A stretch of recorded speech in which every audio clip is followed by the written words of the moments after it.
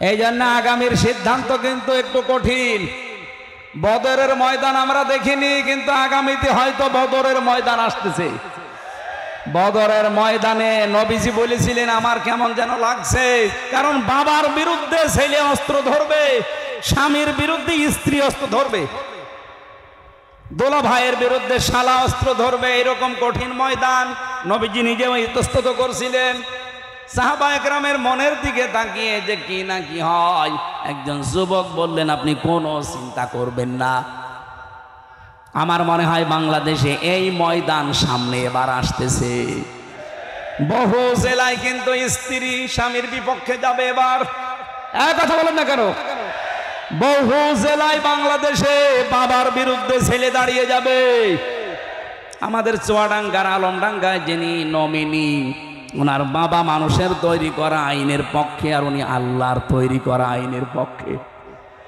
আমার মনে হয় সে আবু বকর আর আবু বকরের সন্তানের মতো হয়ে গেছে। একই বাড়িতে আছে। হযরতে আবু বকর বাড়িতে যুদ্ধ করে যখন আসলেন, ছেলে আব্দুল্লাহ ডাক দিয়ে বলে বাবা আমি কিন্তু জিহাদের ময়দানে তোমারে 3 বার দেখেছিলাম, কিছু বলি নাই, মনে করলাম তুমি আমার বাবা, অন্য কেউ হলে আমি কেটে ফেলতাম।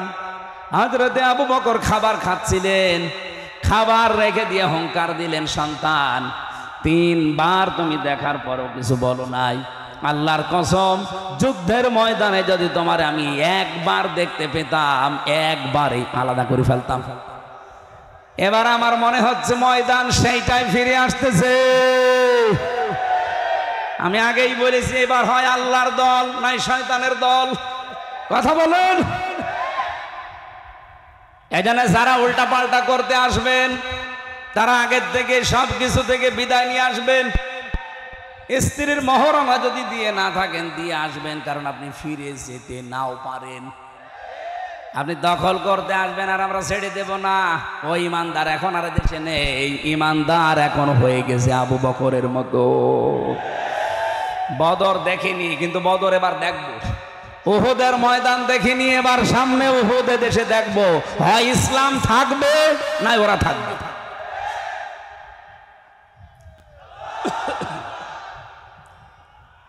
ভাই আমাকে শেষ করতে দেন।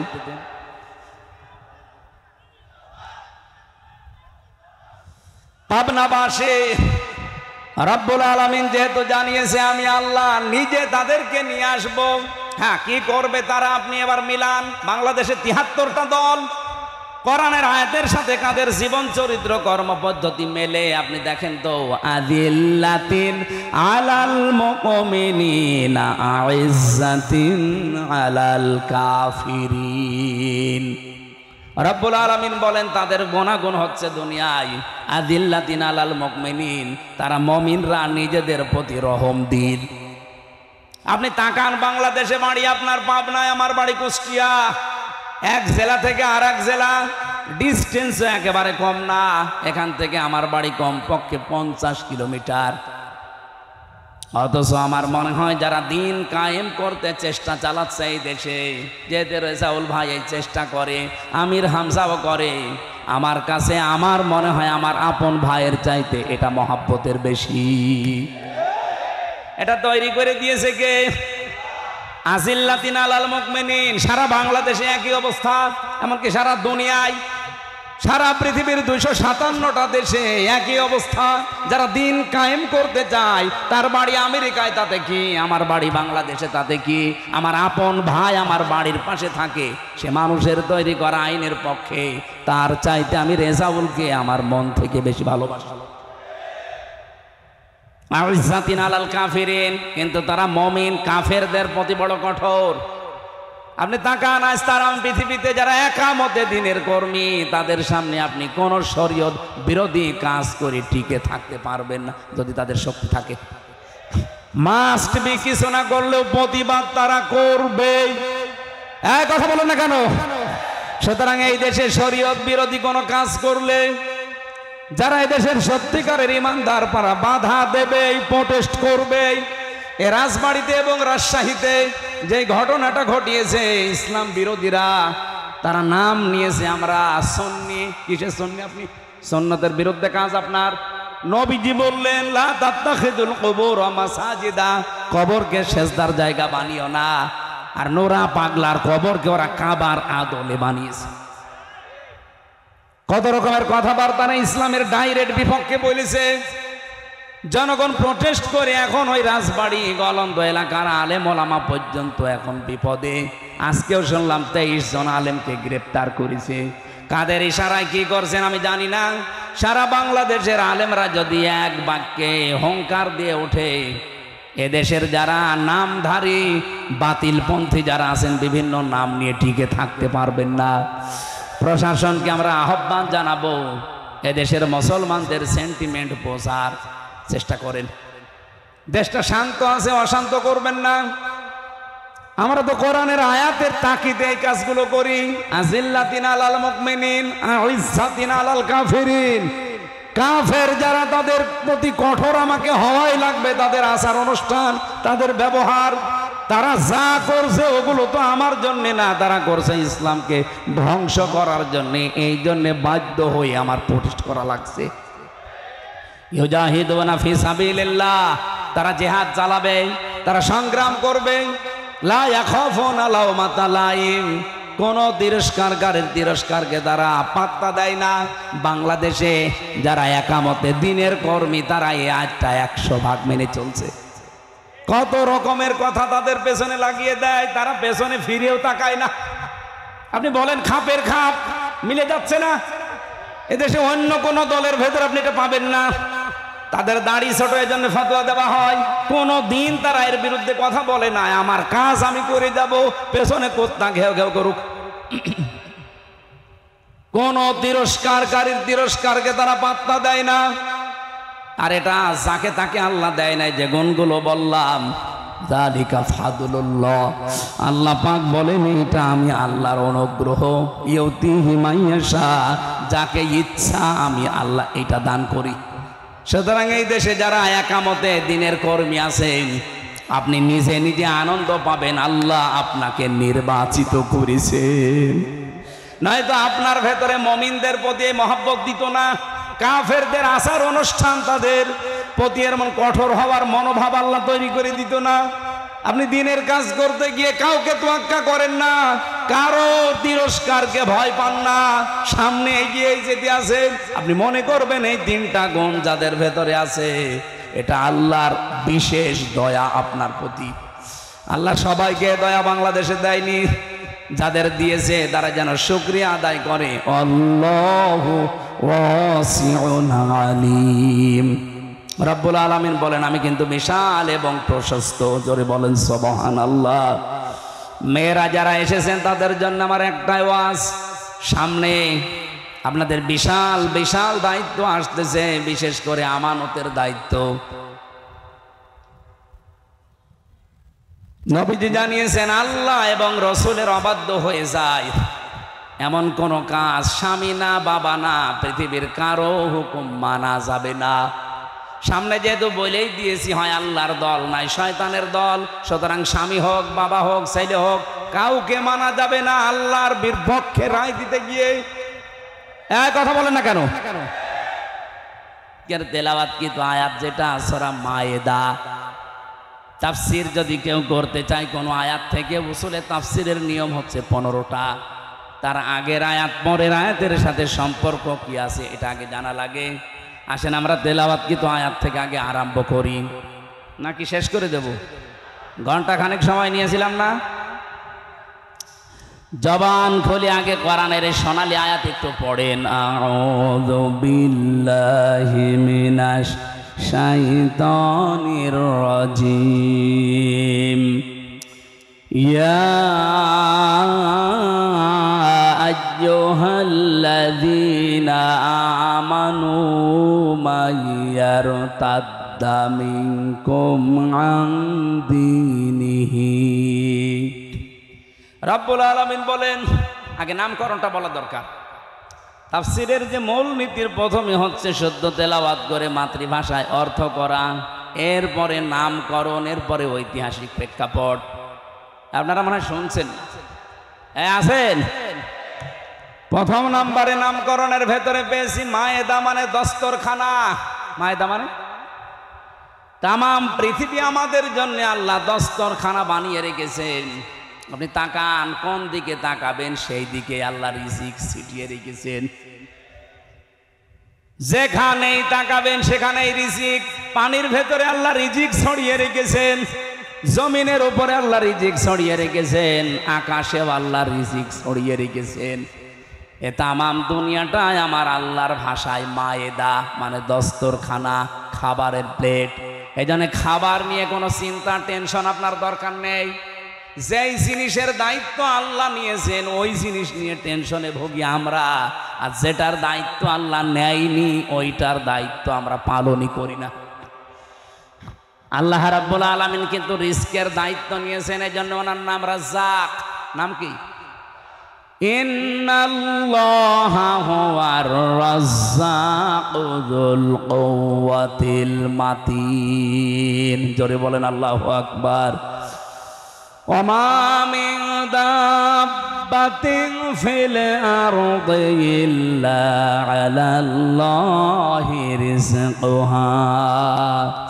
জমিনে এমন কোন বিচরণশীল জীব নেই যার রিস্কের দায়িত্ব আমি আল্লাহ নেইনি। তার মানে রিজিক নিয়ে আপনার টেনশনের কোনো কারণ নেই, আপনি না খেয়ে মরবেন না। কিন্তু যেটা আল্লাহ দায়িত্ব নেয়নি সেটা নেক আমল। আপনার ঈমান আমল যদি ঠিক না হয় কিয়ামতের দিন কিন্তু আপনি আল্লাহর পাকড়াও থেকে পার পাবেন না, ধরা খেয়ে যাবেন। এই জন্য ওইটা আগে ঠিক করেন, কোন দিকে দৌড়াচ্ছেন আপনি। আল্লাহ এখানে যদিও ঈমানদারকে ডাক দিয়ে জানিয়েছেন, যারা ঈমানের দাবি করো তারা শোনো, মাইয়ারতাদ্দা মিনকুম আন দীনিহি, তোমাদের ভেতরে যে ব্যক্তি আল্লাহর দিন থেকে তার বিধান থেকে মুখ ফিরিয়ে চলে যাবে। এখানে ইরতেদাদ বা ইফতিয়াল থেকে এসেছে। এর বাংলা অর্থ হচ্ছে কেউ যদি সত্য থেকে মুখ ফিরিয়ে জানা শোনার পরে মিথ্যার দিকে এগিয়ে যায়। এদেশের পাগল কেউ যদি জিজ্ঞাসা করেন যে আপনি যে ফিরে যাচ্ছেন বিভিন্ন দোহাই দিয়ে, কোন দিকে যান? আপনি আল্লাহর তৈরি করা আইন যারা কায়েম করতে চান তাদের নামে কত রকমের ট্যাগ লাগিয়ে যাদের দিকে যাচ্ছেন তাদের কি কোনো আদর্শ আছে, চরিত্র আছে? এদের নাম আপনি ট্যাগ দিয়েছেন রাজাকার, আলবদর, বিভিন্ন নাম দিয়ে তাদেরকে জাতির সামনে কালার করে আপনি যাচ্ছেন কোন দিকে? এদের চাইতে যদি ভালো জায়গায় যেতেন আমি বুঝতাম যে হ্যাঁ ঠিক পথে আছেন, কিন্তু এদেরকে ছেড়ে আপনি যেখানে যাচ্ছেন তারা তো আল্লাহর তৈরি করা আইনই বিশ্বাস করে না। হ্যাঁ কথা বলুন। তারা তো বলেছে শরিয়া আইনে আমরা বিশ্বাস করি না। আপনি যাচ্ছেন কোন দিকে? আপনি যদি এর চাইতে আরো ভালো জায়গায় যেতেন, অথচ 1 বছর 1 মাসে এই দেশের মানুষ প্রমাণ পেয়েছে যে আল্লাহর তৈরি আইন যারা এই জমিনে কায়েম করতে চায় তারা মদ খায় না, তারা জেনা করে না, তারা জুয়া খেলে না, এমনকি তারা বিড়িও খায় না। কিন্তু এর বাইরে যারা আছে তাদের চরিত্র বলতে কি আছে আপনি একটু দেখান তো। আজকে জাহাঙ্গীরনগর বিশ্ববিদ্যালয় যেটা জাকসু নির্বাচনে একজনের প্রার্থিতা বাতিল হয়ে গেছে শুধু ড্রপ টেস্ট করার কারণে। আমার মনে হয় আগামীতেও যত নির্বাচন বাংলাদেশে হবে এদেশের জনপ্রতিনিধি যারা হবে তাদেরকে এই পরীক্ষাটা দিয়ে ময়দানে নামা লাগবে। ও রক্ত নিয়ে আগে পরীক্ষা করা হবে ও কোনো কিছু খায় কিনা। আমার তো মনে হচ্ছে ইসলামপন্থীরা বাদ দিয়ে দেশে অনেকেই ছিটকে পড়ে যাবে, কারণ অধিকাংশ নেতারা দেখি লাল পানি ছাড়া চলতে পারে না। কথা বলো না কেন? লাল পানি যদি নাও খায় লাঠি তো খায়। কি নাম জানো? আকিস বিড়ি, ওরা তার একটু দামি তা খায়।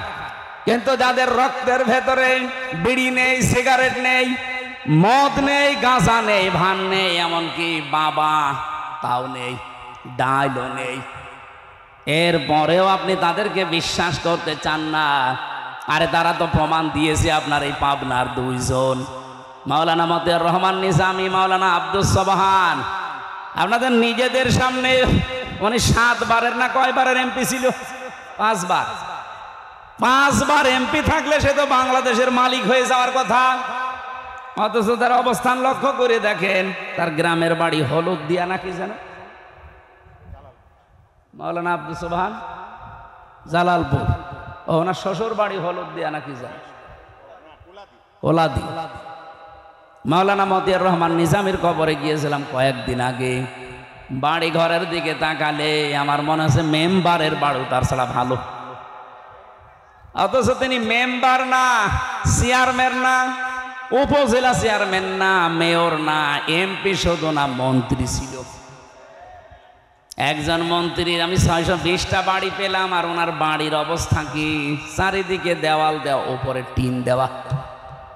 আমার মনে এর চাইতে ভালো মানুষ যদি আপনারা পেতে চান এই দেশে আর হবে না, ফেরেশতা দেওয়া লাগবে। আপনাদের বিবেকের ওপর এবার ছেড়ে দিয়েছি, নিজের পায়ে নিজে কুড়াল মারলে আপনার নিজেই ধরা খাবেন।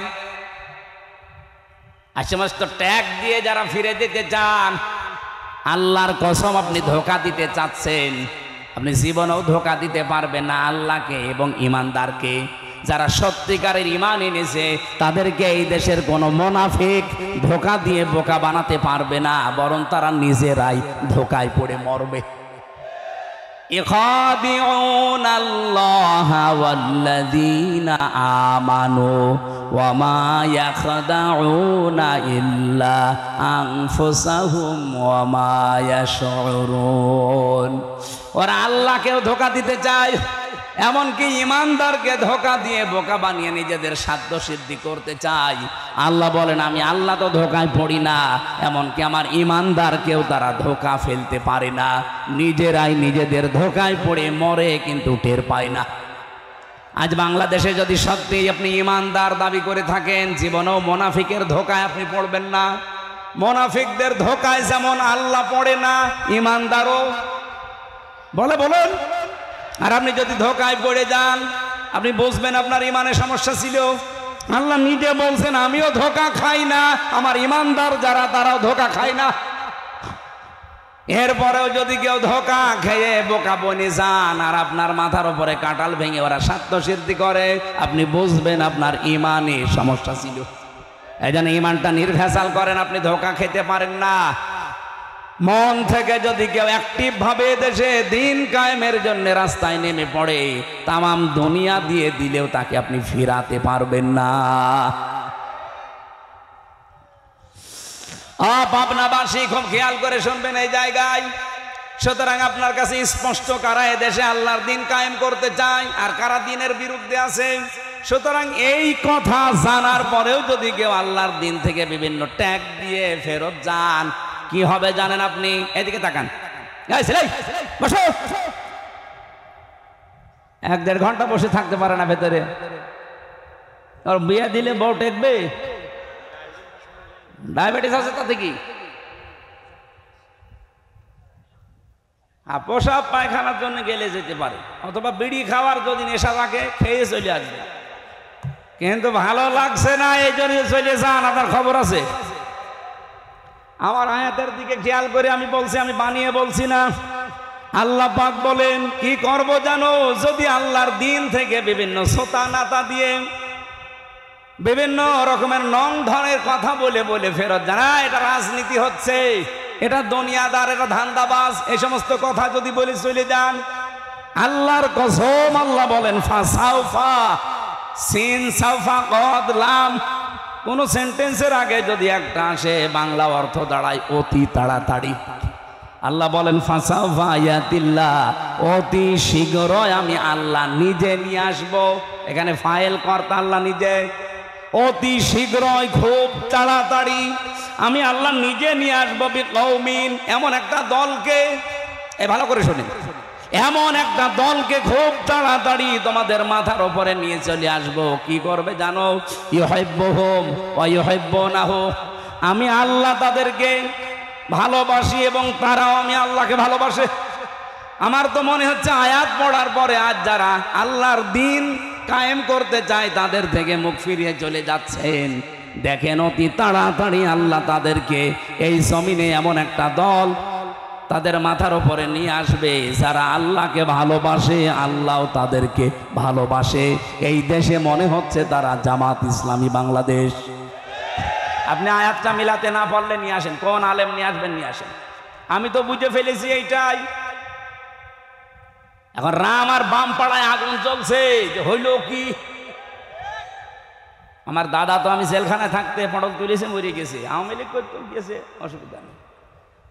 তো উনি আমার একটা গল্প শুনিয়েছিল ছোটবেলা। বলছে এক লোক মার্কেটে যাবে বাজার করতে, নদী পার হয়ে যাওয়া লাগে, এই যে গড়াই নদী মনে করে, পদ্মা নদী না?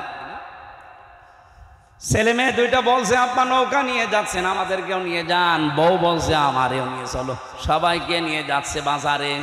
মাঝ পথে নদী অশান্ত হয়ে ঢেউ উঠে গেছে, নৌকা ডুবে। ছেলে মেয়ে গেছে হারিয়ে, বউ গেছে ডুবে। বহু কষ্ট করে এদিক ওদিক করে ডাঙ্গায় গেছে। লোকজন আশপাশ দিয়ে যায়, বলে ভাই চিন্তা করবেন না, কোনো আফসোস নেই আপনার, আপনাকে আবার আমরা বিয়ে দেব, আবার বউ পাবেন, আপনার কোনো ভাবা চিন্তার দরকার নেই, আবার ছেলে মেয়ে হবে। নৌকা হারিয়ে গেছে ভাববেন না, আবার নৌকা বানিয়ে দেব আমরা। লোকটা এবার মুখ তুলে বলছে ভাই বউ মরে গেছে ভাবতেছি না, ছেলে মেয়ে মরে গেছে ভাবতেছি না, নৌকা হারিয়ে গেছে তাও ভাবতেছি না, ভাবতেছি আমার হইল কি, আমার কি হইল।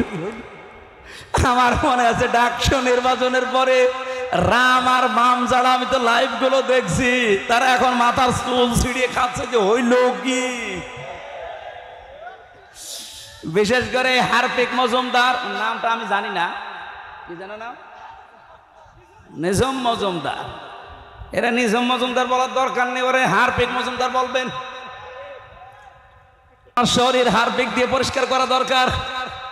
আমার তো মনে হয় মাথা থেকে পা পর্যন্ত পুরাটাই বেঈমান, খালি নামটা মুসলমানের নিয়েছে। এই শয়তানের কথাবার্তারা এখন এই জন্যে আরো মানুষের মন মেজাজ গেছে খারাপ হয়ে, যে শয়তান পালিয়ে বলছে কি দাঁড়া তোরে দেখাচ্ছে।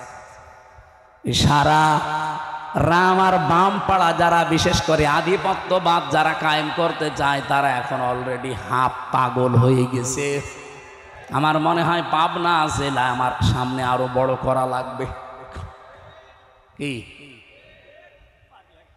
পাগলা কারাত লাগলে জেলা বড় না করলে পাগলা কারাত দেবেন কোথায়?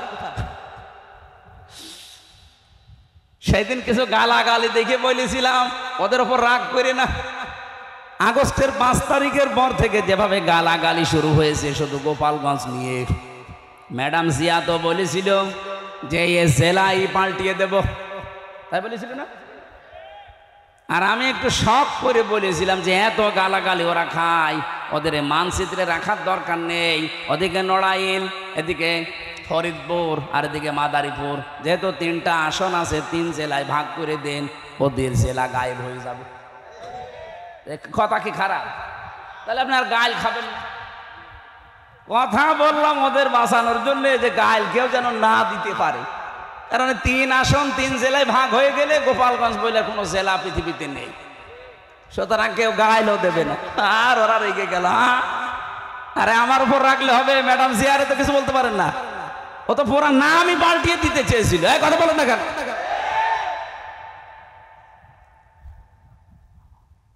মত বিগয়সি কম পড়েছি কোরআনে, যে ওরা মরবে, হিংসায় জ্বলে পুড়ে মরবে। যা আরম্ভ হয়েছে বাংলাদেশের মানুষ যা দেখাচ্ছে, এদেশে রাম বাম আর অন্য কোন দেশের আধিপত্য যারা কায়েম করতে চায় তাদের আর স্থান হবে না। কথা বলেন না কেন? এই দেশ চলবে মানুষের, এই বিশেষ করে এই 24-এর সিদ্ধান্ত অনুযায়ী। আমি 47 দেখিনি, আমি 52 দেখিনি, আমি 71 দেখিনি, কিন্তু অস্বীকার করি না। যেটা দেখেছি এই 24 এই অনুযায়ী দেশ চললে আমার মনে হয় দেশটা শান্ত থাকবে। এতদিন ওই সমস্ত দেখেছি দেশ চালিয়ে ওগুলোর চেতনা কাজে লাগিয়ে দেশটা বিক্রি করার পায়তারা ছিল। 24 যারা ধারণ করে এই মানুষগুলো জীবন থাকতে দেশ বিক্রি হতে, বলেন বলেন। আউযু বিল্লাহি মিনাশ শাইতানির রাজিম। বিসমিল্লাহির রহমানির রহিম। ইয়া আইয়ুহাল্লাযীনা আমানু মান ইয়ারতাদ্দা মিনকুম আন দীনিহি فسوف يأتي الله بقوم يحبهم ويحبونه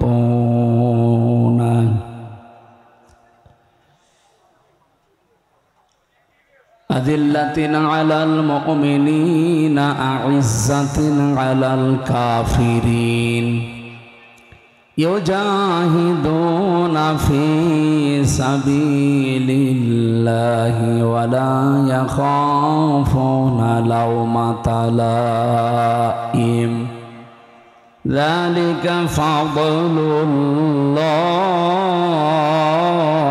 الله ذلك فضل الله يؤتيه من يشاء والله واسع عليم صدقت يا ربنا اللهم صل على سيدنا مولانا محمد وعلى آل سيدنا مولانا محمد আলহামদুলিল্লাহ সিরাত মাহফিল নাম দিয়েছেন আমরা তেলাওয়াতকৃত আয়াতকে এর আলোকে সাজিয়ে কথা বলবো ইনশাআল্লাহ। আজকের আলোচনার বিষয় হচ্ছে আল্লাহর দলের লোক কারা।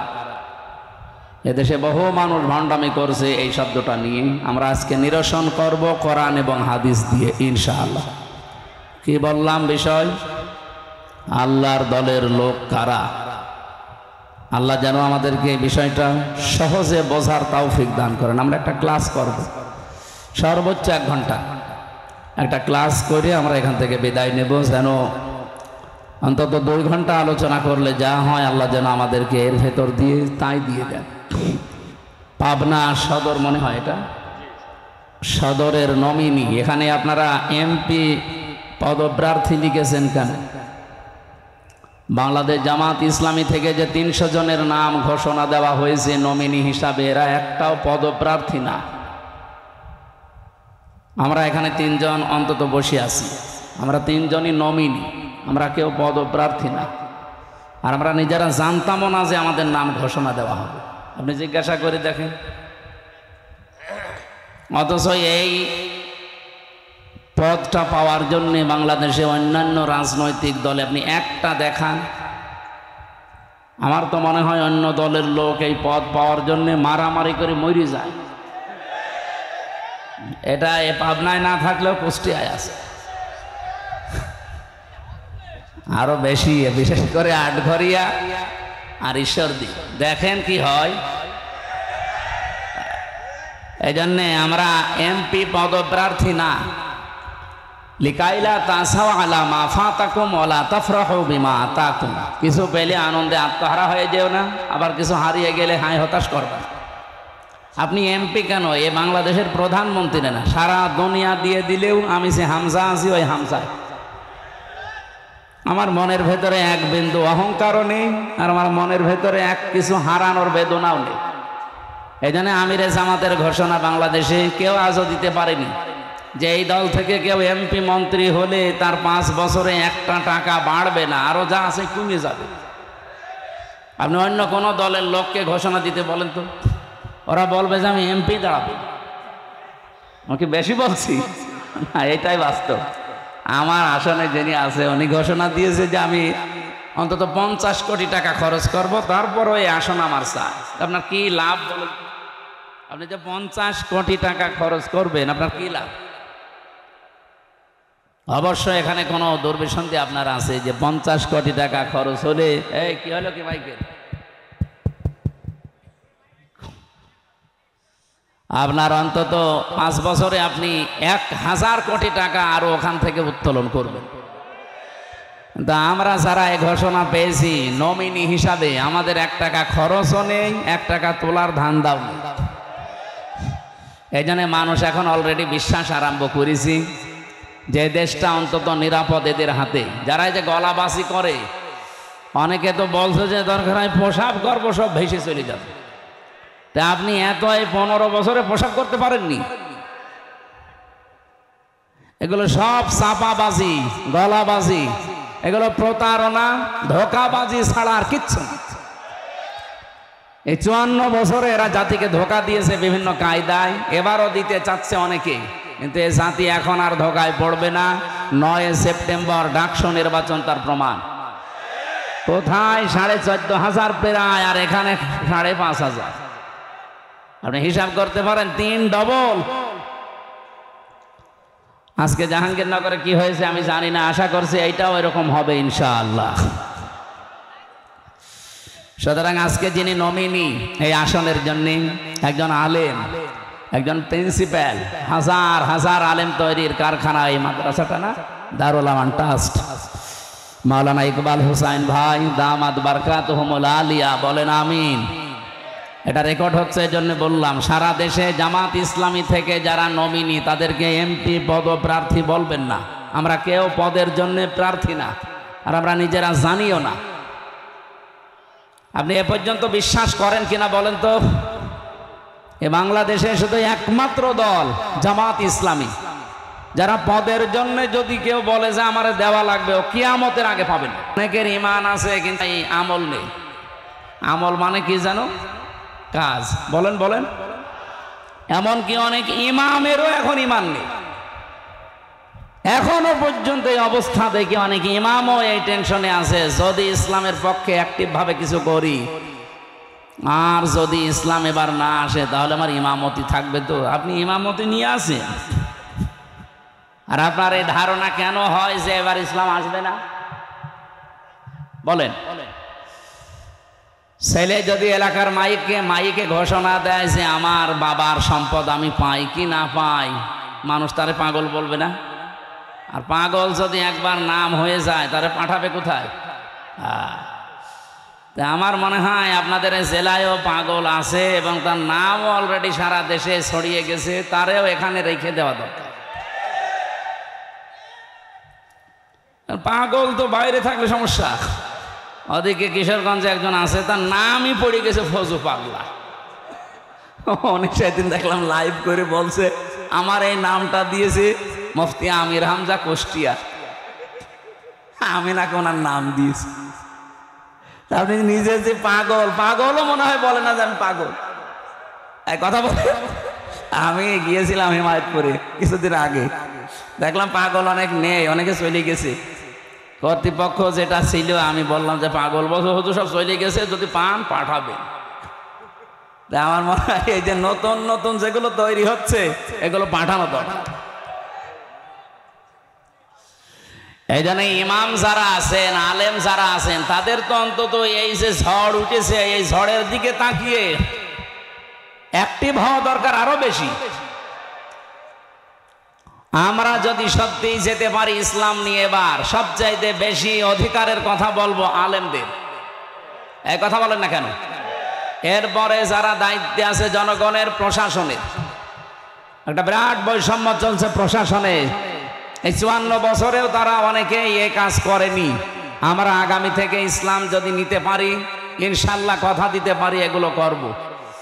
ভারতের মতো জায়গায়, বিশেষ করে পশ্চিমবঙ্গে, মমতা ব্যানার্জি একজন মহিলা হিন্দু, সে তার খতিবদের, ইমামদের, মুয়াজ্জিনদের, খাদেমদের 4 রকম জায়গায় সে বেতন দেয় রাষ্ট্রের পক্ষ থেকে। আর আমাদের 92% মুসলমান, আমরা এখনো এই 54 বছরে ইমামদের, খতিবদের, আলেমদের এই ব্যবস্থা করতে পারি নাই। এমনকি একটা দুঃখজনক সংবাদ, যিনি দায়িত্বে আছেন উনি 2 নবীর নাম নিয়ে বসে আছেন। ডক্টর মোহাম্মদ ইউনুস, কয় নবীর নাম? মোহাম্মদ একটা, ইউনুস একটা। অথচ গানের মাস্টার নিয়োগ দেওয়া হয়েছে এই দেশে 1 থেকে 5 পর্যন্ত। একটা আলেম নিয়োগ দেওয়া হয়নি ধর্মীয় শিক্ষক হিসাবে। কথা বলেন না কেন?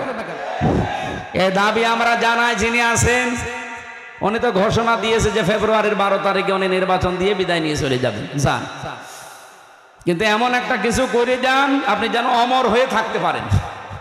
92% মুসলমানের এই দেশে আমাদের সবার দাবি এইটা, আপনি অন্তত যাওয়ার আগে 1 থেকে 5 পর্যন্ত ধর্মীয় একজন শিক্ষক, মাওলানা নিয়োগ দিয়ে যান। এ দাবি করেন না আপনারা? কারা কারা করেন দেখি? লিল্লাহ তাকবীর। তাকবীর। দেখেন তো হাত তোলেনি কে, দেখেন। আলহামদুলিল্লাহ, এটা ওনার কান পর্যন্ত যদি নাও যায় আরো সে চলে গেছে। ইব্রাহিম আলাইহিস সালামের পক্ষে একটা ব্যাং থাকার কারণে তার প্রসাব পাক হয়ে গেছে। আমরা কোরআনের পক্ষে আছি আজকে, যে হাত তুললাম কিয়ামতের দিন এটা যেন নাজাতের কারণ হয়। সম্মানিত উপস্থিতি, ওনাকে আহ্বান জানাচ্ছি। দ্বিতীয় নম্বরে যেটা আমরা করতে চাই, আমাদের অন্তত মনে আছে আমরা 58 জন আলেম এই বাংলাদেশে জামাত ইসলামী থেকে নমিনেশন পেয়েছি, নমিনি 58 জন, বাকি অন্যান্য সাইটের আছে, তার ভেতরে আমরা এখানে 2 জন আছি। ওনারা আছে অধ্যাপক হিসাবে সেই কয়েকজন, তাদের ভেতরে আপনি বলেন এই 58 জন আলেম অন্তত যদি এবার কোরআন বুকে নিয়ে যেতে পারে, প্রশাসনে যারা আছেন তাদেরকে অভয় বাণী দিতে পারি যে বৈষম্যের শিকার আপনারা যে বাম হাতের ইনকাম করেন এটা শুধু আপনাদের দোষ না। আপনি যে বেতন পান আপনার উপরে ডিপেন্ডেন্ট হয়ে আছে আপনার মা বাবা, আপনার স্ত্রী, সন্তান, আরো অনেক আত্মীয় স্বজন। অনেকেই মনে করে যে প্রশাসনে যারা আছে এদের তো উল্টাপাল্টা ইনকাম আছে, সুতরাং বিভিন্ন চাহিদা তাদের উপরে থাকে, তাদের বেতনে যখন আর কোলায় না তখন তারা এদিক ওদিক টান দেয়। আমি কি বেশি বললাম? এইটা বন্ধ হওয়া সম্ভব। আমি মালয়েশিয়া ছিলাম, আমি দেখেছি সেখানকার প্রশাসনের সাথে মিশে। এদিকে তাকান, ওনারদের যে 8 ঘন্টা ডিউটি, এরপরে যেই কয় ঘন্টা ওনারা ডিউটি করবে ওভার টাইম হিসাবে মাসের পর হিসাব করে বেতন দেওয়া লাগবে। এটা যদি করে 2 নম্বর, ওনার যে ডিউটি পালন করার জন্য সে পাবনা সদর থেকে এই জায়গা প্রায় 12-13 কিলো, এখান থেকে এসেছে আবার যাবে। এটা কিন্তু রাষ্ট্রের কোনো টাকা দিয়ে তারা আসে না, ওদের নিজেদের পকেটের টাকা খরচ করে। এখানে যদি 5-6 ঘন্টা সময় দেয়, খাওয়া দাওয়া করবে নিজের টাকায়, যাওয়া আসা তেল পড়বে নিজের টাকায়, এই টাকাটা পাবে কোথায়? ওই বেতন থেকে তখন তারা খরচ করা লাগে। এটা একটা জুলুম এবং একটা বৈষম্য। পৃথিবীতে 8 ঘন্টার উপরে ডিউটি করলে আপনাকে অবশ্যই ওভার টাইম হিসাবে টাকা দেওয়াই লাগবে, তাহলে সে বাম হাতের ইনকাম করবে না। প্রশাসনে যারা আছেন আগামীতে তারা এটা পাবেন যদি ইসলাম আসে। আর ইসলাম বাদ দিয়ে যদি অন্য কিছু আসে, যা আছেন হ্যাঁ আসবে, আপনার হয়তো 2 টাকার জায়গায় 4 টাকা, কিন্তু সব হবে অবৈধ। কি কথা বলছেন? অবৈধ যারা ইনকাম করে তাদের কি হয়? আপনি নেপালের দিকে তাকান, ন্যাংটা করে পিটাচ্ছে।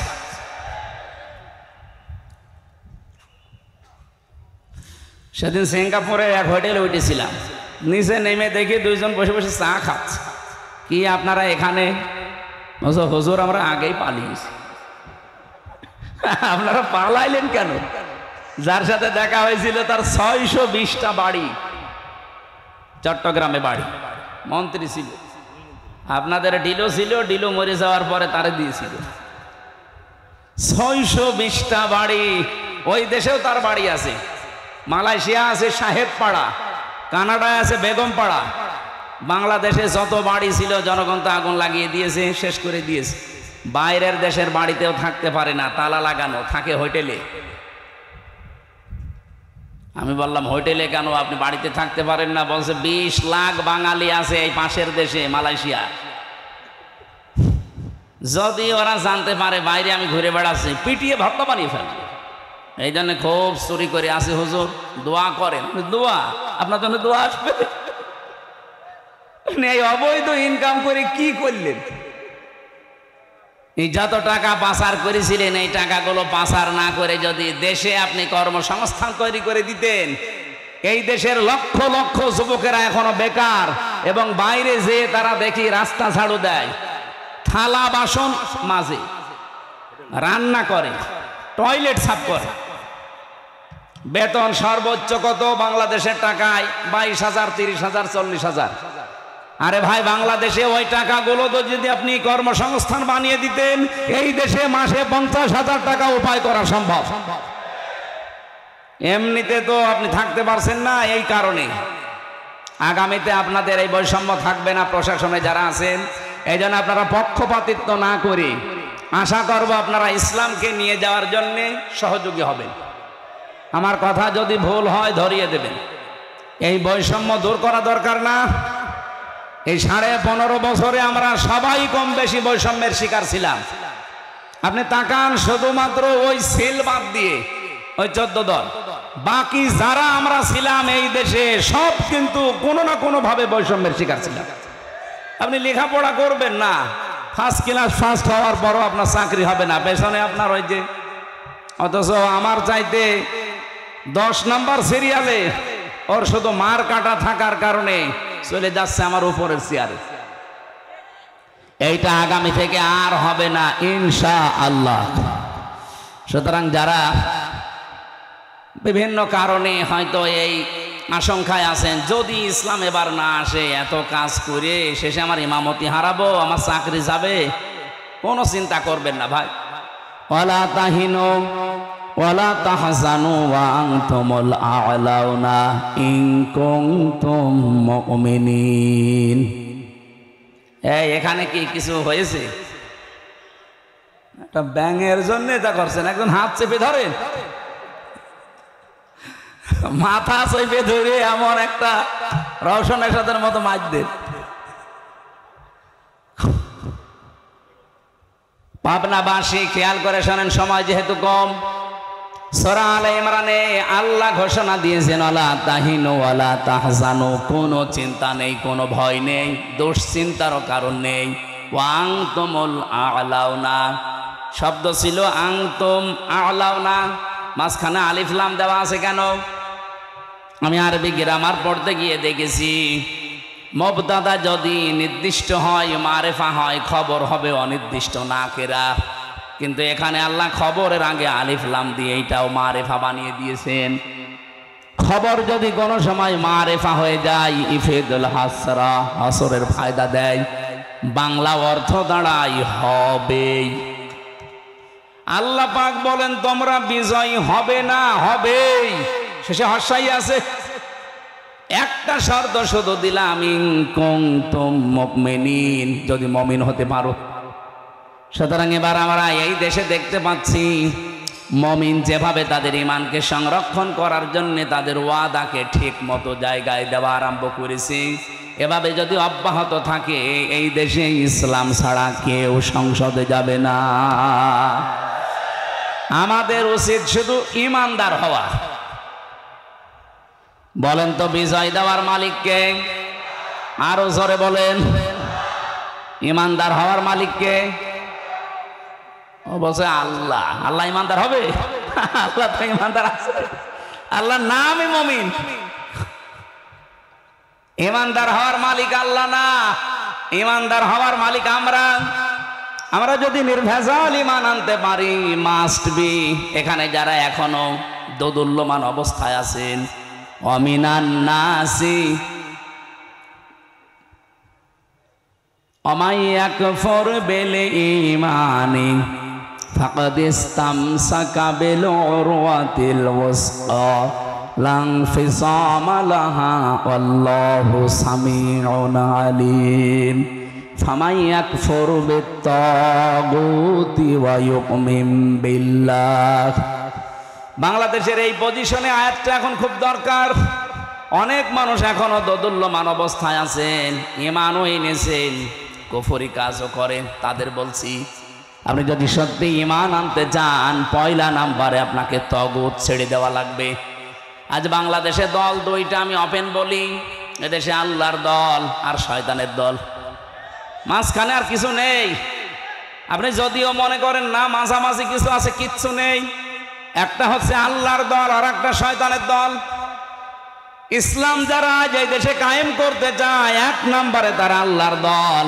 ইসলামের বাইরে যারা অন্য আইনে দেশে কায়েম করতে চায়, বাংলায় বলছি তারা শয়তানের দল। সে যে নামে আসুক না কেন, যাদের উদ্দেশ্য এইটা যে আমরা মানুষের তৈরি করা আইন কায়েম করব, এটা শয়তানের দল। আর আপনি বিশ্বাস করতে পারেন শয়তানের দল জীবনেও সাকসেস হবে না। উলাইকা হিজবুশ শাইতান উলাইকা হুমুল খাসিরুন। শয়তানের দল এরা হচ্ছে ক্ষতিগ্রস্ত। উলাইকা হিজবুল্লাহ ওয়া উলাইকা হুমুল মুফলিহুন। আল্লাহর দল যারা, এরা সফল কাম। জোরে বলেন সুবহানাল্লাহ। এই জন্য এই দলে যারা আছেন নিজেদেরকে হীনমন্যতায় ভোগাবেন না, ছোট ভাববেন না। আল্লাহ পাক আপনাকে ভালোবেসেছেন, পছন্দ করেছেন, এই জন্য আপনাকে দিয়ে তার একামতে দিনের কাজ করাচ্ছেন। এটাকে আমি বানিয়ে বলছি। সূরা সূরার 13 নম্বর আয়াতের শেষের দিকে দেখেন, আল্লাহু ইয়াজতাবি ইলাইহি মাইয়াশা ওয়া ইয়াহদি ইলাইহি মাইয়ুনিব।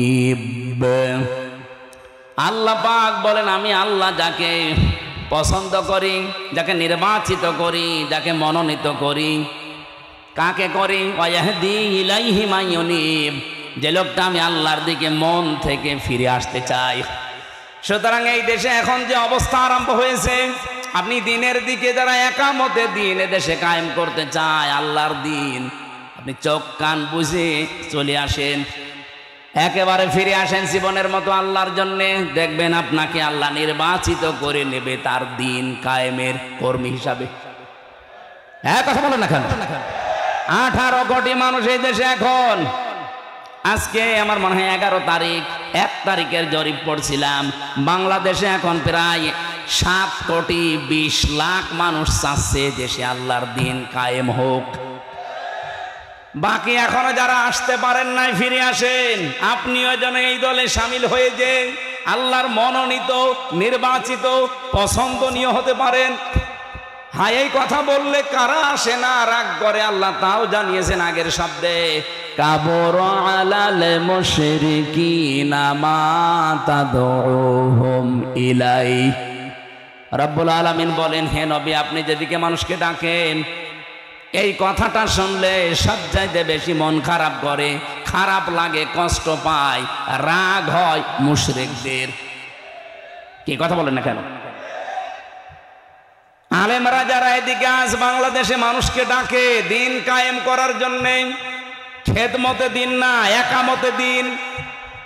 আমি আবার বলছি, এই বাংলাদেশে 2টা পদ্ধতি চলছে, একটা খেদমতে দিন আর একটা একামতে দিন। আল্লাহ পাক এখানে আগের শব্দে দিয়েছেন আনাকিমুদ্দিন ওয়ালা তাতাফাররাকু ফি।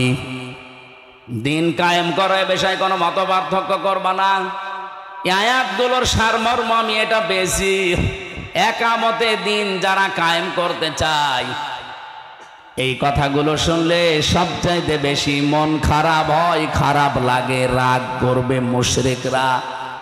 সুতরাং আমরা দিন কায়েমের কথা বললে যাদের রাগ হয়, তারা যেন বিশ্বাস করে তাদের জান্নাত, তাদের দ্বারা কোনো না কোনো ভাবে শিরিক হচ্ছে, আর শিরিক হলে লোকটা মুশরিক। কথা বলেন না কেন?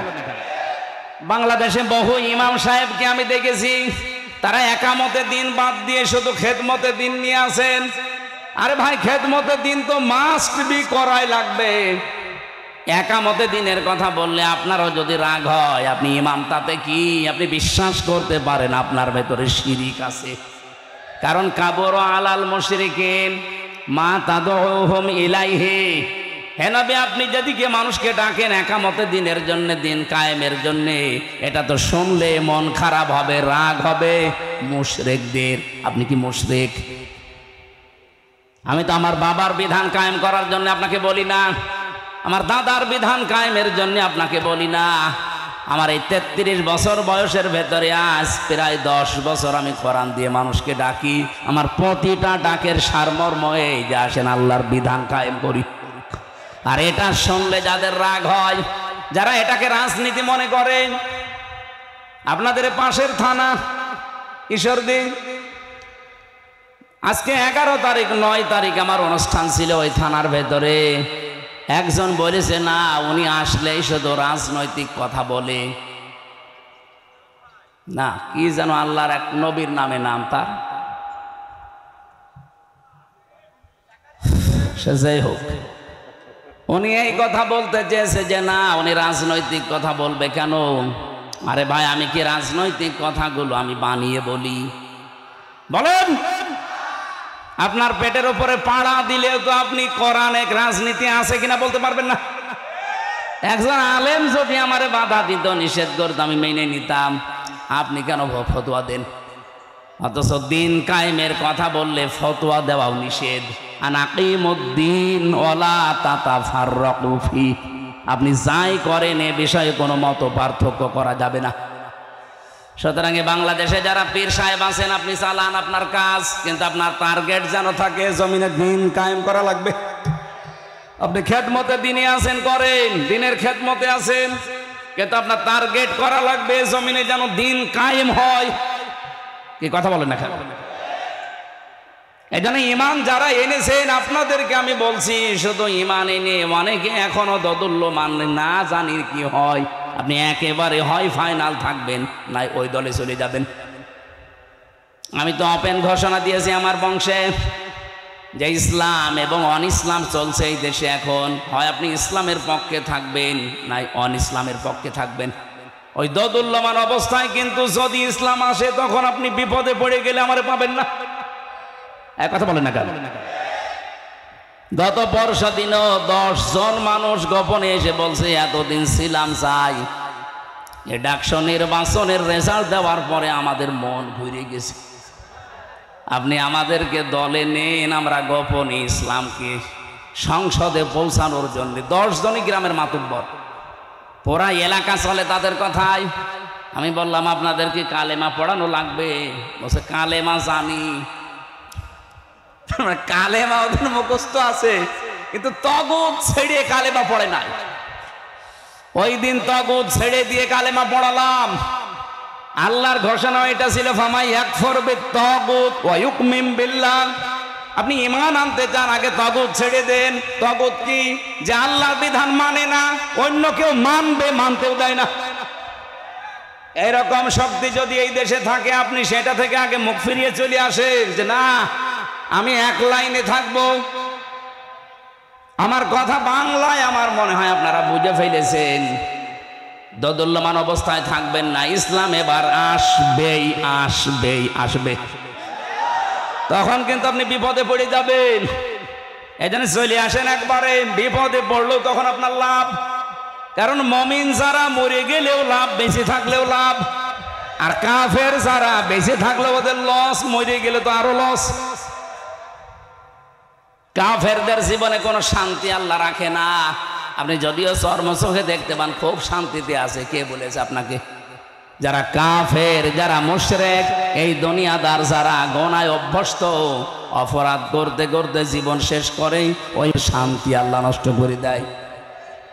এটা আমি বানালাম না। আমান আ'রাদা আন যিকরি ফাইন্না লাহু মাঈশাতান দানকা ওয়া নাহশুরুহু ইয়াওমাল কিয়ামাতি আ'মা। রব্বুল আলামিন বলেন, আমার বিধান থেকে কেউ যদি মুখ ফিরিয়ে নেয়, আমার ঘোষণা হচ্ছে তার জীবন আমি সংকীর্ণ করে দেই। তার আয় উন্নতিতে কোনো বরকত থাকে না। চর্ম চোখে দেখা যায় প্রতিদিন 5 লাখ উপায় হচ্ছে। এই যে এই মানুষটা মনে করেন প্রতিদিন 5 লাখ উপায় করছে বাবা শাহজালাল, সব হালাল মনে করি। হয়তো প্রতিদিন 5 লাখ আপনার আসবে, কিন্তু আল্লাহ যখন ধরবে এমন দিক থেকে আপনার টাকা 10 লাইনে চলে যাবে, আপনি টেরও পাবেন না। উপায় হয়েছিল 5 লাখ, প্রতিদিন যাবে এবার 7 লাখ। নেন, বাবারটা খরচ করেন। এমনকি দুনিয়ার আফসোসই শেষ না। ওয়া নাহশুরুহু ইয়াওমাল কিয়ামাতি আ'মা। এটা আরো ভয়ঙ্কর। কিয়ামতের দিন যখন উঠবেন আপনার চোখ থাকবে না। রব্বুল আলামিন বলেন অন্ধ হয়ে উঠবে, আমাকে প্রশ্ন করবে, ক্বালা রাব্বি লিমা হাশারতানি আ'মা ওয়া ক্বাদ কুনতু বাসীরা। হে আল্লাহ, আমার তো চোখ ছিল, আজকে আমার অন্ধ করে তুললে কেন? আমার চোখ ভালো করে দাও, আমি আদম নবীকে দেখবো। যেই বলবে অমুক জিনিস দেখবো, ধমক লাগাবে আল্লাহ। ক্বালা কাযালিকা আতাতকা আয়াতুনা ফানাসিতাহা ওয়া কাযালিকা লিয়াউমা তুনসা। আমার এই আয়াতগুলো আলেমেরা, নবীরা এইভাবেই তোদেরকে শুনিয়েছিল। আমার বিধানের কথাগুলো শোনার পরে না শোনার ভান করেছিলি, বোঝার পরে না বোঝার ভান করেছিলি, যেভাবে ভুলে গিয়েছিলি। আমি আজকেই কঠিন দিনে তোরে ভুলে গেলাম। তুই যে আমার বান্দা ছিলি, তুই যে আমার বান্দি ছিলি, কোনোদিন আমার কুদরতের জবানে তোর নাম আর উচ্চারণ করব না। ও পাবনাবাসী, ময়দানে মাশারে কঠিন অবস্থায় যদি আল্লাহ আপনার নাম আর উচ্চারণ না করে বলে যে আমি চিনি না, ও আমার বান্দা না, ও আমার বান্দি না, আমার মুখ দিয়ে কোনো দিন এই আমির হামজা নামটা আমি আর বলবো না, বলেন তো তার মতো কপাল পোড়া আর কেউ আছে? এখানে ফিরে আসেন আপনি অ্যাক্টিভ ভাবে। আমার রাত্রের তেলাওয়াত কিন্তু আয়াত ওই রকম। সূরা মায়েদার 54 নম্বর আয়াতটা পড়েছি আমি। এমন কিছু মেসেজ আয়াতের ভেতরে বাংলাদেশ সম্পর্কে আমার মনে হচ্ছে আছে। আয়াতের ব্যাখ্যা বিশ্লেষণ পড়ার পরে আমার মনে হয় যে এই মাত্র আল্লাহ এই দেশ দেখে নাজিল করলো। আপনি একটু অ্যাক্টিভ ভাবে শুনবেন, অবশ্যই কিছু পাবেন এখান থেকে। যেহেতু সিরাত মাহফিল লিখেছেন, বাংলাদেশে বেশিরভাগ মিলাদ মাহফিল হয়, সিরাত মাহফিল কম হয়। অথচ মানুষ যদি ওই মিলাদ থেকেও শিক্ষাটা নিতে পারত, বাংলাদেশে সাদাবাজি থাকতো না। আমি সিরাত ইবনে হিশাম পড়ছিলাম, সিরাত বিশ্বকোষ, বিশেষ করে আর রাহিকুল মাখতুম। এখানে নবীজির জন্ম নিয়ে যে মিলাদ যারা দেন, মিলাদ মানে জন্ম, মিলাদ মানে এই মিলাদ নিয়ে যারা মাতামাতি করেন শুধু জিলাপি আর খিচুড়ি, তাদেরকে বলছি এই শিক্ষাটা অন্তত আপনি নেবেন। মিলাদ আপনি দেন, আমি নিষেধ করছি না, কিন্তু শিক্ষাটা নেন। মিলাদ মানে জন্ম, নবীজি জন্ম নিয়ে কি করেছিলেন। ঐতিহাসিক যারা তারা লিখছে নবীজি জন্মের পরেই 3 জন মহিলার দুধ পান করেছিলেন। 1 নম্বরে আমেনা, 2 নম্বরে উম্মে আইমান, 3 নম্বরে হযরতে হালিমাতুস সাদিয়া রাদিয়াল্লাহু তাআলা আনহা। হযরতে হালিমা বলেন আমি ওই সময় মুশরিকা ছিলাম। মুহাম্মদকে কোলে তুলে নেওয়ার পরে আমি ডান স্তন তারে দিলাম, সে পান করেছে। বাম স্তন তারে দিলাম, সে সঙ্গে সঙ্গে মুখ বের করে দিয়েছে। 1 বার 2 বার 3 বার আমি মুখ লাগালাম, 3 বারই সে বের করে দিল। জোর করে মুখ লাগাতে চাই, বের করে দেয়। আমার চোখের দিকে ইশারা দিয়ে, মানে চোখে চোখে যেন আমাকে বোঝাতে চায়, মা হালিমা জোর করেন কেন? আমার ডান স্তন অধিকার ছিল, হক ছিল, আমি পান করেছি। বাম স্তন এটা আমার অধিকার না, আমার হক না। আমি জানি আপনার সন্তান আছে, দুধ ভাই আমার, সেটা আব্দুল্লাহ। আমি দুনিয়ায় ভাইয়ের হক নষ্ট করার জন্য আসি নাই, এসেছি ভাইয়ের হক ফিরিয়ে দেওয়ার জন্যে। পাবনাবাসী, এটা রেকর্ড হচ্ছে। যেই নবী এই রবিউল আউয়াল মাসে জন্ম নিয়ে মায়ের কোলে বসে ভাইয়ের হক ফিরিয়ে দেয়, সেই নবীর উম্মত আমরা যত বড় হচ্ছি, ভাইয়ের হক মারার জম হচ্ছি। এখানে নবীজি শুধু দুধ ভাই আর আপন ভাই না, আল মুসলিম আখুল মুসলিম, মুসলমান মুসলমানের ভাই। আপনি কোন কারণে এক ভাই আর এক ভাইয়ের কাছে সাদাবাজি করে ওর সম্পদ নিজের কাছে রেখে দেন? আপনি কি জানেন আপনি কি হয়ে গেছেন অলরেডি? এটা আবি যাররিন রাদিয়াল্লাহু তাআলা আনহু قال قال النبي صلى الله عليه وسلم من ادعى ما ليس له فليس منا وليتبوأ مقعده من النار। মুসলিম শরীফের হাদিস। আমি কি বানালাম? বিশ্বনবী বলেন যেই জিনিস তোর না, ওই জিনিস যদি কারো কাছ থেকে জোর করে জবরদস্তি করে যেভাবেই হোক নিজের দখলে কেউ রেখে দেয়, 2টা শাস্তি তার শুরু হবে। 1 নম্বরে ফালাইসা মিন্না, ওই দিন থেকে সে আর নবীর উম্মত নেই। 2 নম্বরে ওয়ালিয়াতা বাওয়া মাকআদাহু মিনান নার, সে যেন জাহান্নামে নিজের একটা স্থান বরাদ্দ করে নিল। আমার তো মনে হচ্ছে 1 বছর 1 মাসের ভেতরে বহু মানুষ সাদাবাজি করে নবীর উম্মত থেকে বের হয়ে গেছে। আপনি যার সম্পদ নিলেন চাঁদাবাজি করে, ওটার মালিক কি আপনি? বলেন। হ্যাঁ, এখানে ব্যাখ্যায় একটা কথা পেয়েছি, জিনিসটা যদি আপনারই হয় আর আপনি যদি ওটা ফেরত পান, তাহলে এই হাদিসের যে শাস্তি তার আওতা মুক্ত থাকবেন। বোঝেননি?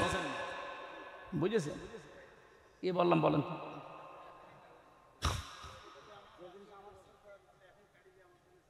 হ্যাঁ, ঠিক আছে। এই যে যারা ইসলামী ব্যাংকের নামে অপবাদ দেন যে ওরা ছিনতাই করে নিয়েছে, আপনি এত বড় মিথ্যা কথা বলতে পারলেন?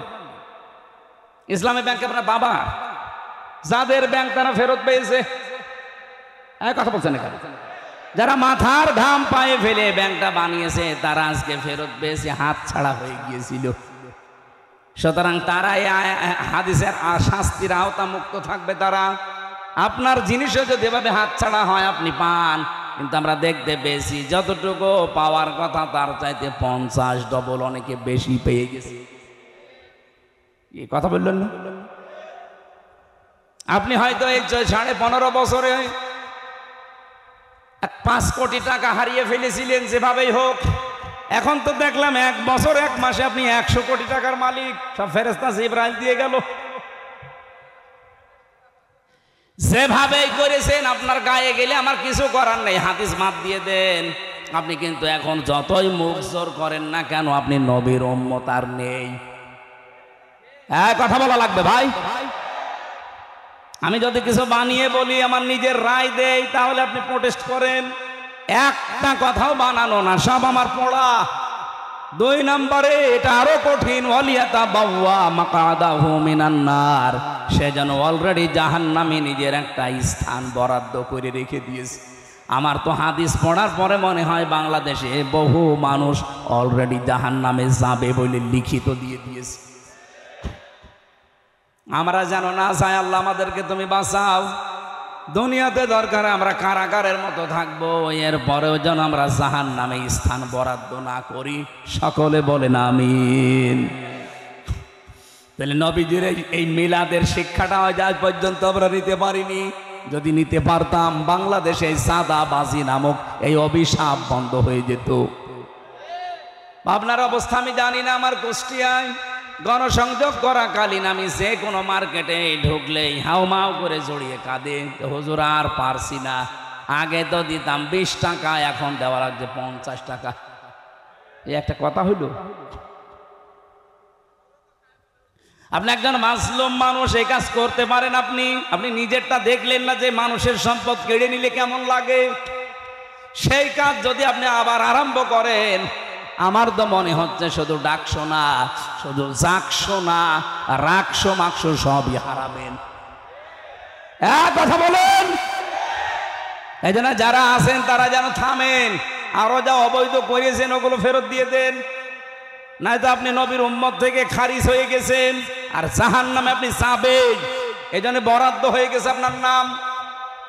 মিলাদের শিক্ষাও নিতে পারে না, আর মিলাদ দিচ্ছে। আর ভাই আমারে ডাক দিয়ে মিলাদ দেয়, জিলাপি কিনেছে, খিচুড়ি রান্না করেছে, বিরিয়ানি, টাকা পেলেন কোথায়? 7-8 টাকা। আমি কি বেশি বললাম? আপনি চলেন আমার কুষ্টিয়ায় গোবরহাটে খাজানগরে মিলাদ দিচ্ছে, বিশাল মিলাদ, 5000 মানুষকে খাওয়াবে। আবার টাকা পেলেন কোথায় আপনি? আপনার নিজেরই তো চলতো না। হুজুর দোয়া করেন। কি দোয়া করবো? 7-8 টাকা। পাবনায় তো এরকম প্রতিষ্ঠান নেই, আমাদের কুষ্টিয়ার মতো চাউলের আড়ত নেই। এই জন্য আপনাদের সাদাবাজি।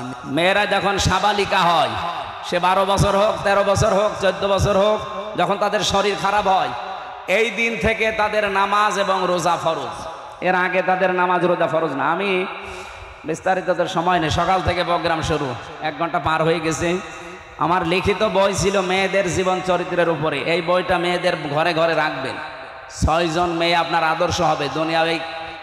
কি আর ওই যে বিভিন্ন মানুষকে আদর্শ বানায়, ক্যাটরিনা কাইফিনা কি যেন আছে না, ওইটা বাদ দিয়ে যে এইগুলো আদর্শ বানাবেন। এখানে 6 জনের সব চরিত্র দেওয়া আছে। আদর্শ নারী আমি নিজে করেছি এটা। 2 নাম্বারটা এটা পুরুষদের জন্য, শুধু দাম্পত্য জীবনে যাদের কলহ চলছে, মেটে না, কিভাবে মেটাবেন এই বইতে 120 পৃষ্ঠা লিখেছি। আমি জেলখানায় লিখে বাইরে এসে দলিলগুলো আরো লম্বা করেছি।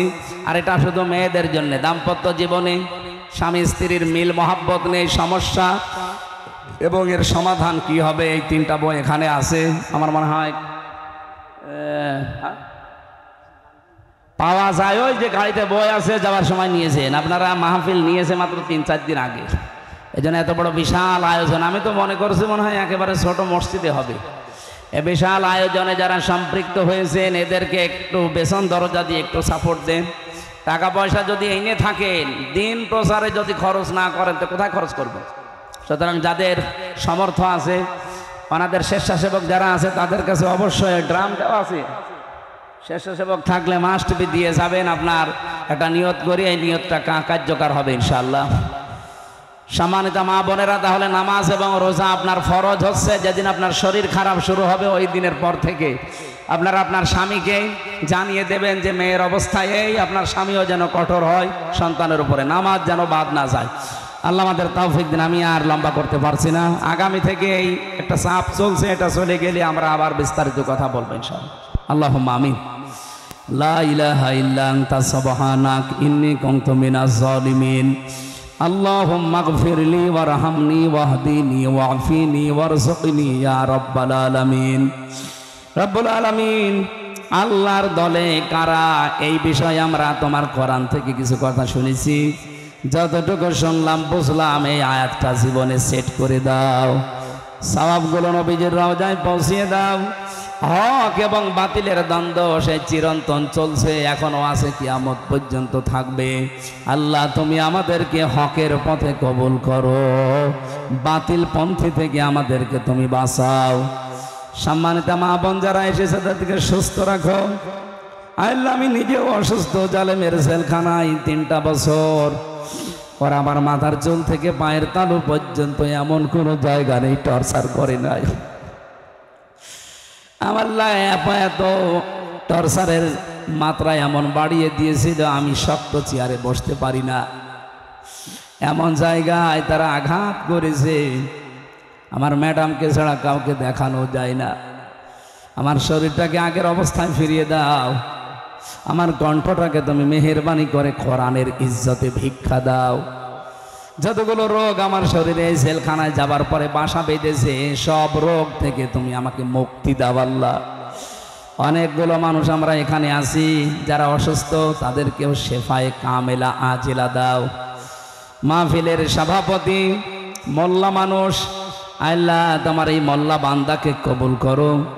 প্রধান অতিথি, বিশেষ অতিথি, আলেম ওলামা যারা এসেছি, এবার ইসলামের পক্ষে একজোট হওয়ার তৌফিক দাও। আল্লাহ তাআলা, অনেক পরিবারের শান্তি নেই। আমি বহু কষ্ট করে দাম্পত্য জীবন নিয়ে, পারিবারিক জীবন নিয়ে বইগুলো লিখেছিলাম। এখান থেকে জ্ঞান অর্জন করে আমাদের পরিবারটা তুমি ঠান্ডা করে দাও। তোমার নাম সালাম, ওই সালাম নামের কারণে আমার পরিবারে তুমি শান্তি দান করো আল্লাহ। রব্বানা হাবলানা মিন আজওয়াজিনা ওয়া যুররিয়াতিনা কুররাতা আয়ুনি ওয়াজআলনা লিল মুত্তাকিনা ইমামা। কখন কার কাছে মরণ চলে আসে কেউ জানি না। রব্বুল আলামিন, মরতে আমাদের দুঃখ নেই, ভয়ও নেই। আমরা একটু দেখতে চাই 56,000 বর্গ মাইল কোরআন দিয়ে চলছে, এটা দেখে মরার তৌফিক দাও। শেষ কথা জীবনে যেন এইটাই বলতে পারি, লা ইলাহা ইল্লাল্লাহু মুহাম্মাদুর রাসূলুল্লাহ। আসসালামু আলাইকুম।